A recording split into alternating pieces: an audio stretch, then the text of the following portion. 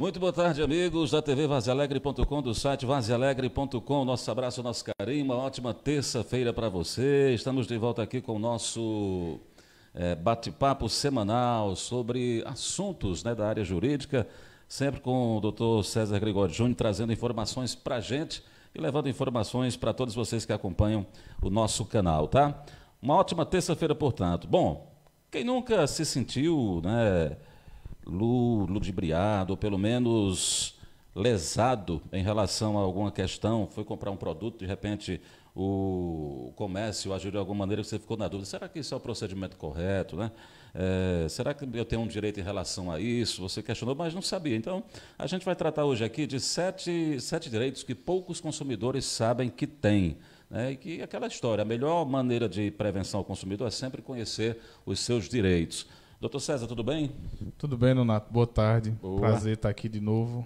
Pronto. Essa questão do consumidor a gente já até tratou em outras ocasiões, né? É sempre um caso, aliás, caso a caso tem suas peculiaridades, né? Mas é sempre bom que o consumidor tenha informação em relação aos seus direitos para não ser ludibriado. Né? Isso, Tem muitas coisinhas, pouquinhas assim do dia a dia, né? Que você acaba passando despercebido.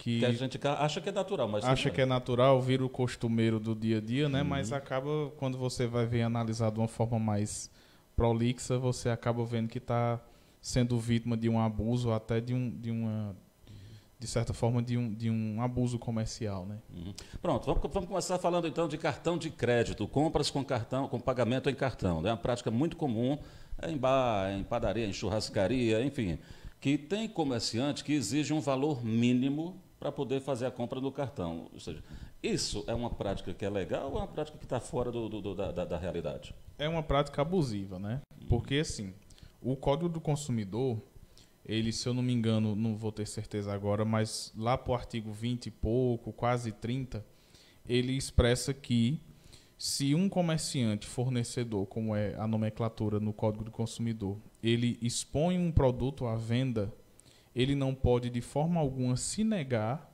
a fornecer aquele bem por causa de alguma vicissitude, alguma particularidade do consumidor. Uhum. Ou seja, se eu tenho dinheiro para comprar, o fornecedor ele não pode se recusar de me vender por alguma particularidade que ele tenha contra mim ou contra determinada coisa que eu esteja também envolvido. Essa questão do cartão de crédito, o cartão de crédito ela é uma forma de compra à vista.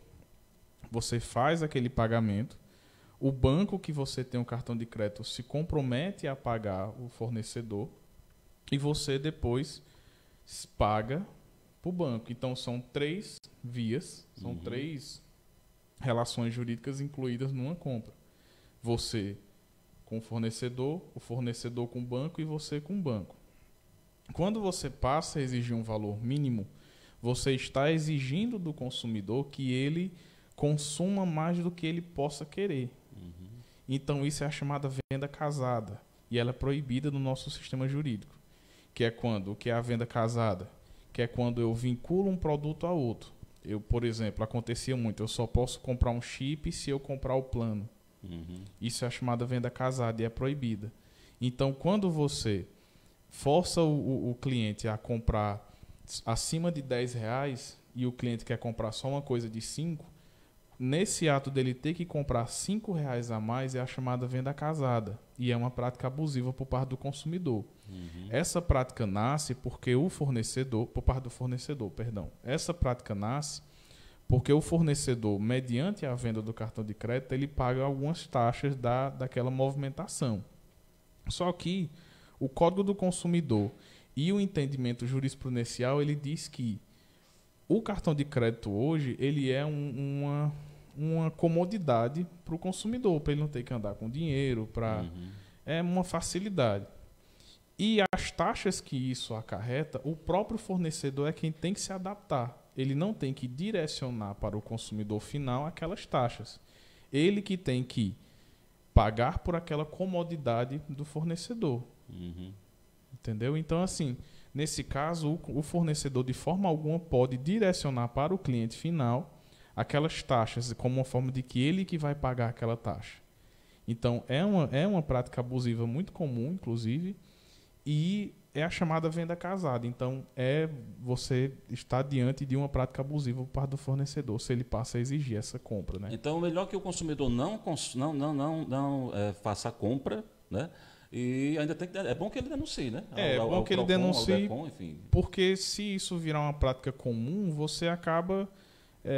você gasta mais do que queria, se virar uma coisa comum na sua realidade, você está sendo diariamente vítima de um abuso, né? Porque isso não é legal. Então você sempre tem o PROCON, sempre tem o DECON, que são as ferramentas necessárias para essa denúncia. Se o camarada fez uma compra, pagou, e a loja falha, né? Acaba não dando baixa, ou seja, ela vai e faz novamente a cobrança da dívida, ou seja, é uma cobrança indevida, porque o consumidor tem certeza que já pagou. Qual é o procedimento que ele tem que fazer? Essa cobrança indevida, ela gera o chamado dano moral, né? Quando eu faço o pagamento de um produto em uma loja, ou quaisquer que seja o estabelecimento que é um fornecedor, o fornecedor ele tem que, por obrigação, manter um registro daquele meu pagamento. Porque, havendo uma cobrança indevida por parte dele, é a chamada repetição de indébito. E o que é isso? Ele vai ter que me ressarcir no dobro do valor de qual eu fui cobrado. E mediante o dano moral.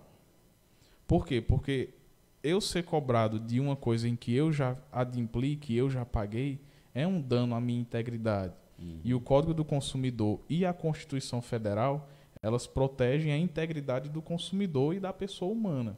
Então, quando eu sou cobrado de uma coisa em que eu já adimpli, que eu já paguei, eu tive minha honra ferida. Então, o STJ e a normatividade jurídica, o Código do Consumidor, no artigo 30 e pouco, também eu não vou lembrar com precisão, ele diz, no parágrafo único do artigo, que, havendo essa cobrança indevida, o consumidor deve ser ressarcido em dobro daquele valor. Muito bem. Então, cuidado, lojistas, para não realizar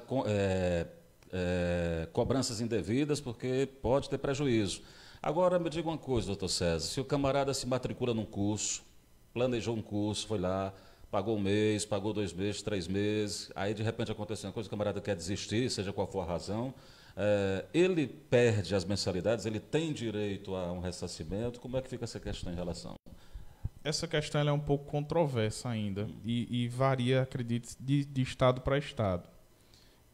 Quando você, no ato da matrícula, você faz o pagamento daquele valor e se você adianta determinadas mensalidades, se você não chegar a cursar alguma coisa daquele curso, daquela faculdade, você tem direito do ressarcimento dos valores já pagos. Só que, da mesma forma, a instituição ela pode, mediante o contrato, tem que estar explícito em contrato, estabelecer uma cláusula penal que é uma espécie de punição por essa quebra contratual que você teve. Então, não é direito da instituição ficar com aquele valor que você já pagou. Isso é a prática abusiva. Mas ela pode estabelecer uma multa. O teto dessa multa ela varia em torno de 10% do valor total no ano. Então, ela pode estabelecer essa multa, mas não pode ficar com o valor do qual você adimpliu. Porém, existe um pequeno adendo. O que? Se você chegar a assistir alguma aula em 1 mês, 2, isso acontece muito em questão de faculdade. A pessoa faz vários vestibulares, passa numa faculdade particular, para garantir a vaga, começa a ir e passa numa pública e vai para a pública. Se você passar 1 mês, por exemplo, vai haver aquele abatimento daquele mês que você estudou e você tem direito aos meses restantes que você pagou. Além dessa cláusula dos 10%, que tem que vir em contrato. Se não tiver em contrato, você não tem que adimplir, não tem que pagar. Mas se tiver em contrato, tem que assumir a responsabilidade. A gente sempre fala da importância do contrato, né? Ter tudo em papel. Isso, né? tem que ter tudo em papel. Boca papel. a boca fica mais difícil. Boca a boca sempre é mais difícil. Um abração aqui para Renata Silva, Loura Félix, também para Cícera Elizabeth, que estão curtindo a gente. Se você alguma vez foi fazer uma ligação telefônica, de repente você não consegue fazer a ligação telefônica, o que você acha que pode acontecer? O consumidor, toda vez que ele for ligar e que a ligação cair, a empresa cobra dele aquela ligação ou ele tem um tempo para poder realizar a ligação sem que a empresa cobre? Essa era uma prática comum, né, das empresas de telefonia. Hoje nós já vivemos num contexto em que a telefonia em si, ela é a maior, acho que está brigando bastante com a questão da internet, de reclamações junto ao PROCON e junto à Justiça. Acontecia que o mau serviço prestado pela telefonia fazia que você tivesse a ligação, que a ligação caísse ou que você não conseguisse efetuar a ligação. E cada vez que você tentava ligar novamente, você era cobrado por uma nova chamada, né? Uhum. Mas aí veio a resolução 604 da Anatel, que ela disse que se ocorrer de você tiver numa ligação e a ligação cair, se você dentro de um prazo de 120 segundos ou 2 minutos, você refazer aquela ligação, o valor a ser cobrado é só da primeira. Uhum. Você não paga por essa segunda. Deve haver uma acumulação entre um e outro. Você não vai pagar uma ligação mais outra, contanto que seja dentro de um prazo de 2 minutos. Uhum. Então tá aí, pessoal. Se você estiver aí na ligação, caiu, ligue dentro de 2 minutos que você não vai pagar por essa chamada, que você vai continuar a conversa. Que você Isso, e vale lembrar que não é só a primeira e segunda chamada, a terceira também, a quarta, a quinta. Quando você for ligar, se ficar caindo num prazo de 2 minutos entre um e outro, você não tem que pagar. Agora você não vai ficar desligando o telefone, porque lá quando acontece problema técnico, fica registrado. Fica registrado. No sistema da operadora, tá? Você não vai ficar ligando e desligando o celular para dizer que está tendo problema, porque não dá certo. Não voltar para aquela mania dos 30 segundos de antigamente, a gente sabe que tem cara que é esperto. A gente sabe disso. Vamos combinar que tem uns caras que... Que antigamente tinha uns 30 segundos, né? Você chegou a ligar nos 30 segundos? Pois é. Bom, nome do consumidor inadimplente. Quanto tempo deve ser retirado? O camarada foi lá, pagou a conta, estava no SPC, no Serasa. Quanto tempo ele tem para dizer assim, olha, tem que tirar meu nome daí? Aí, às vezes no outro dia ele quer fazer compra, acha que já tirou, não tirou, enfim. Tem um tempo assim, limite para ser retirado? Tem. O STJ, que é o Superior Tribunal de Justiça, ele decidiu que, usando por analogia uma ordem, o artigo 43 do Código do Consumidor, que é num prazo de 5 dias. Ou seja, você está com seu nome no Sistema de Proteção de Crédito, SPC e Serasa, e você pagou aquela conta, a empresa tem até 5 dias para tirar o seu nome, para notificar o SPC e Serasa, para tirar o seu nome do Sistema de Proteção de Crédito. Até 5 dias, não quer dizer que leve 5 dias. Pode ser no segundo, sexto dia você tem que estar com o né? seu nome fora. Pronto. Então, assim, você pode ser que você pague hoje, amanhã você acha que está fora, não está. Mas você tem que dar a empresa, você tem que dar o prazo de até 5. Pode ser que em 3 dias tire, em 2, em 4, enfim. Né? Isso já gera um dano para você e uma prática abusiva da empresa se no 6º dia você não tiver com o seu nome retirado, mas são 5 dias. Pronto. Camarada chega no estabelecimento, entrou lá no estacionamento. Aí o que acontece? A pergunta que eu tenho, a dúvida que eu tenho é o seguinte: os estacionamentos, eles são responsáveis por objetos que ficam dentro dos veículos, ou seja, é responsabilidade da empresa, já que está dentro do carro aquele produto, deixou o DVD lá, enfim, o que o camarada tiver deixado dentro do carro, o pessoal do estacionamento é responsável ou é o dono do veículo? Se aquele sumir, desaparecer. É o pessoal do estacionamento. Porque, assim, a partir do momento que você fornece um serviço, você vira fornecedor daquele consumidor que está usando o seu bem. Então, quando você fornece um estacionamento, vale salientar, isso é importante, independente de você estar pagando ou não pelo estacionamento, o fornecedor ele tem responsabilidade sobre aqueles bens que estão dentro do seu carro. Por quê? Porque, segundo o Código do Consumidor, no artigo 25, o fornecedor ele não pode, através de cláusula ou contrato, se eximir de qualquer responsabilidade que o traga uma indenização para o cliente, para o consumidor. Ele não pode ser exonerado de obrigação. Então, aquelas plaquinhas que você vê, não nos responsabilizamos, aquilo dali é pura ficção. Uhum. Ali é o famoso jogar o verde. Se der certo, ótimo, mas ali é ficção. Mas o pior é que o cara não conhece a lei e acredita, né? Acredita. Aí acaba que prejuízo. justamente, acaba tendo prejuízo e acha que pronto, por isso mesmo, infelizmente. E também pode acontecer de, às vezes, achar que porque o estacionamento é gratuito, eles não têm responsabilidade, mas tem. Porque a partir do momento que você fornece um serviço, mesmo que de estacionamento, você tem que fornecer a segurança, porque ali é um serviço, você está numa espécie de seguro com o seu consumidor. Então, ele é sim responsável. Você pode sim buscar a reparação dos seus danos do seu carro, de qualquer coisa que você teve colhido da sua vida, né? Tem uma prática agora nesses shows, né, que a gente chega, o pessoal está lá com a área, separa uma área assim, aí manda botar os carros lá, né? Serve também para esses estacionamentos. Serve, né? serve sim, serve sim. Temporários. Serve sim. Serve sim acontece só desses eventos. E serve por analogia também. Aquela pessoa que ela está organizando esse estacionamento improvisado, que fique claro que ela deveria, no mundo perfeito, ter um alvará de funcionamento da prefeitura, né?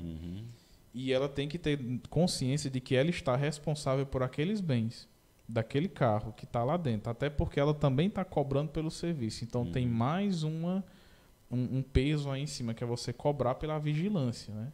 Então eles também estão responsáveis. Tá certo. Bom, essa história de pacote de tarifa bancária gratuito, dá muito problema e assim, geralmente o consumidor acho que nem... Eu pelo menos não acredito muito nessa história de tarifa bancária gratuita. Né? Acho que causa bastante problema, né? Todo mundo tem direito a essa questão de conta... Isso, tem. Um pacote assim de tarifa bancária gratuita? O Banco Central, ele exige para todos os bancos uma espécie de pacote gratuito para quando você tem uma abertura de uma conta corrente ou poupança, né? Você tem um limite de coisas que você pode fazer até você passar a ser cobrado. Vale salientar que esse pacote você pode cancelar a qualquer momento, mas se você cancelar e ser cobrado, torna-se uma prática abusiva por parte do banco. O que seria gratuito, que é para todos os bancos, você tem direito a... Eu vou ter que usar minha cola aqui, um cartão de débito, 10 folhas de cheque, retirar 2 extratos, fazer 4 saques e 2 transferências. Aí, a partir de você exaurindo essa lista, que você passa a pagar por cada movimentação. Não sabia que tinha direito a cartão de débito. Pensei que só se o cliente... Mas é só se o cliente quiser também. Isso é só se o cliente quiser. O banco não pode emitir, até porque também é considerado prática abusiva, né? Antigamente chegava muito na casa da gente os cartões de crédito só pedindo para você desbloquear, né? Isso recentemente foi considerado uma prática abusiva, foi proibido. Passou desse pacote, começa a ser cobrado. Começa a ser cobrado. A impressão que eu tenho aqui dentro do banco, até a respiração da gente, o pessoal cobra. No banco existe assim, tipo, grandes empresários que movimentam muita conta, às vezes eles fecham acordos dentro do próprio banco que, por exemplo, eles pagam metade de uma cesta básica por mês, aí tem direito a fazer quantas operações quiserem. Não é acordo, é uma espécie de plano. Você doa para determinada instituição de caridade. Mas para o consumidor normal como nós, ele tem até esse número que eu disse de operações gratuitas. A partir desse número, você tem que observar o quanto você é cobrado. Se for uma taxa abusiva, é passível de reparação junto ao SAC ou à procuradoria do seu banco, né? Tem que ser observada essa questão também. Eu me lembro do tempo da CPMF. Meu Deus do céu, aquilo ali era um negócio. Aquilo era uma desgraça. Você não podia fazer nada na conta que estava cobrando aquilo. Qualquer coisa que você fizesse. Hoje o Banco Central deu uma regulada, deu uma melhorada, né? Ainda tem muito para melhorar, mas já deu uma melhorada.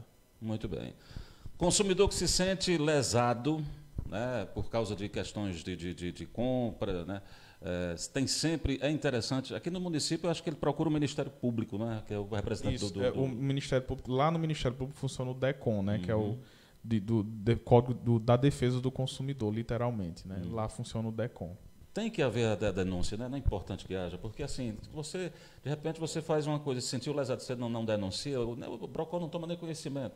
Isso. Depois fica difícil, porque você fica reclamando em rede social, não adianta nada. Né? Não adianta nada, porque se você fazendo uma reclamação junto ao DECON, por exemplo, quando não é uma coisa que o seu dano seja alto, o DECON ele vai agir como um vigilante da sociedade. Ele vai fazer que aquela prática seja repelida de forma que não aconteça mais com ninguém. Claro que não em detrimento de você também procurar um advogado, um procurador para você, se você se sentir, por exemplo, nesse caso da cobrança indevida, é muito comum você fazer um pagamento de um débito e depois ser cobrado por aquilo, ou ter até pior seu nome colocado na proteção de crédito, né? É aconselhar você procurar um advogado, porque vai ser direcionado toda a força intelectual, por assim dizer, daquele advogado no seu caso. Mas o DECON ele está aí para receber essas denúncias, para repelir, para isso não acontecer, né? Imagine então quando a cobrança é indevida e é feita em público, constrangendo o consumidor. Aí a situação fica difícil. Aí gera dano moral, gera... aí sim dá um problema grande, porque a cobrança ela não pode ser de forma alguma ser feita de forma vexatória. Então você, comerciante, evite cobrar por Facebook, por WhatsApp. Você tem que ter... você tem que como é que eu posso dizer? Você tem que se garantir de que você está cobrando unicamente aquela pessoa que está devendo. Tem um livro de Código do Consumidor, de um grande autor, que ele diz que nem deixar recado com um colega, ei, ó, diga a fulano que passa aqui depois para a gente acertar aquele negocinho, nem isso é recomendável, porque até isso pode atingir a honra do consumidor, que talvez não pagou porque não quis, ou talvez porque não podia, é muito subjetivo isso, e pode gerar o dano. A cobrança com vexatório dá problema. É porque a gente sabe que bicho que faz raiva é caloteiro, a gente sabe. Porque o camarada muitas vezes não paga a conta, aí vai curtir com os amigos e tudo mais, às vezes pode estar até chateando o camarada que a quem está devendo, né? Aí o camarada fica com raiva, vai e faz essas coisas, né? Passa na cara que está devendo, manda pagar a conta. Para o comerciante ficar de consciência limpa, hoje em dia já é muito usado postagem de Facebook e de Instagram como forma de provas para débitos. E vale lembrar que a lei é feita, não é para proteger o caloteiro, é para proteger o cidadão de bem que não está conseguindo pagar a conta pelas dificuldades que ele está enfrentando, não é isso? Aí, como sempre, o bom paga pelo mal, né? Mas aí é aquela história, tá? Então a gente tem que ter um pouquinho de consciência, porque às vezes o camarada não tá pagando, é porque não está podendo.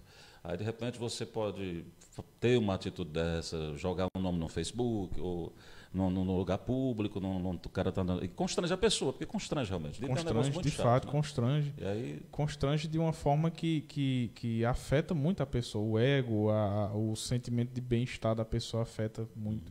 A gente vê muito nessas cobranças que o nome da pessoa entra no SPC e Serasa, em que ela pagou, você vê de fato a revolta da pessoa e às vezes chegar numa loja para fazer uma compra e tá seu nome negativado. É uma vergonha muito grande. O que acontece é porque o comércio informal, ele fica, por exemplo, a gente sabe que o camarada às vezes não assina, é só no acerto. Aí depois para cobrar é mais difícil também, porque tem que ter a promissória assinada, né? Não é importante. Isso, tem que ter a promissória. Tudo assim, tudo bem que a conversa verbal também é contrato. Existe também o contrato verbal, mas ele, de certa forma, é mais perigoso, porque é a palavra de um contra o outro. Então, tudo que puder ser anotado, ser registrado, ser dado ciência, uma nota promissória, um boleto, alguma coisa assim, fica melhor, porque você tem a comprovação factual, plausível, tocável daquilo que você está devendo ou que você pagou. É tão importante o atestado do que você está devendo, como mais importante ainda o atestado de que você pagou. Porque depois o fornecedor, o comerciante, ele pode se confundir e lhe cobrar por uma coisa que você já pagou, né? Pronto. Então tá aí, pessoal, a gente falando para vocês aí em relação a essas questões de consumidor, porque é uma prática, quem nunca passou por esses constrangimentos de repente passar por uma situação que não sabia como lidar, então em alguns casos que você pode se informar melhor, que você pode se informar melhor aqui com as orientações do nosso advogado, Dr. César Gregório Júnior, que nos ajudou a entender estas situações e a quem a gente agradece e pergunta onde ele está atendendo, os dias e horários. Eu atendo na Rua Juvenal Galeno, número 44, aquela rua que fica de frente ali o mercado municipal, em horário comercial das 7 às 11, das 2 às 5, de segunda a sexta. Meu telefone é o 99995-0999, meu e-mail é contato.cesarjunior@hotmail.com. Pronto, e ele atende em todas as áreas, tá? Você está atravessando um problema com questão judicial, ele atende em todas as áreas, tá? Isso. Né? Isso. Muito bem, então tá aí, pessoal. A gente agradece a vocês pela atenção. Eu vou aqui combinar com ele um próximo tema que ele diz assim: eu vou lhe ajudar, eu vou sugerir e desaparece do mapa, né? Aí quando é na segunda-feira eu fico doido procurando o tema, ele diz: rapaz, eu fui te passar um tema e não passou. É porque sua mente criativa consegue vir com bons temas. Mas tá bom demais, tá jóia. A gente vai fazendo do jeito que dá certo que tá dando. Obrigado, doutor César. Até a próxima semana. Muito obrigado. Até a próxima semana. Vejo todo mundo lá de volta, né? Tchau, pessoal. Até a próxima. A gente se vê por aí. Tchau, Abraço. Pessoal.